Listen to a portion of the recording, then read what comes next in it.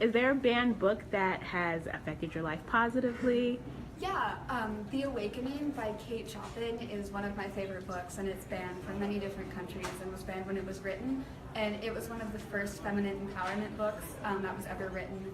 And it's about a Creole woman kind of discovering herself and her sexuality in the kind of world that she was put into and expectations in society.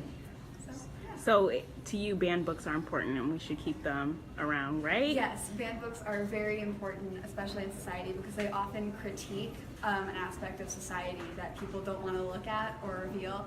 So having those banned books as part of our society and culture are very important. So why is Banned Books Week important?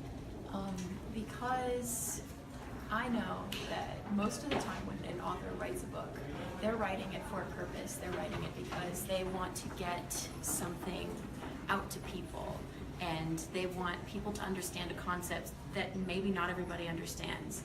And sometimes in doing so, they have to talk about difficult topics, and these difficult topics may be difficult, but they're still very important. And we need to recognize these topics and understand them and make them open. Exactly. Thanks. So why is it important to talk about your favorite banned book? Which one is it? So for me, a banned book that had a really big impact on my life growing up was To Kill a Mockingbird. I read it for the first time when I was about 11 or 12, I think, and it was extremely eye-opening for me. You know, I lived a pretty cushy, middle-class, white American life, and reading that book was kind of like, I don't know, like a glimpse into history. And I think To Kill a Mockingbird is a really important book for students to read because it is written from the point of view of a young girl.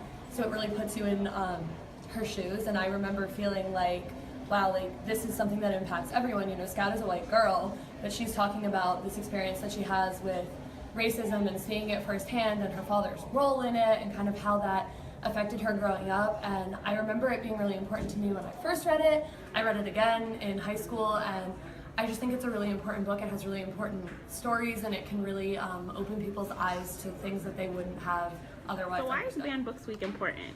I think Banned Book Week is really important because although there is a lot of really dark topics, they really help a bunch of individuals going through many different things, whether it's sexuality, like abuse, and then caste culture.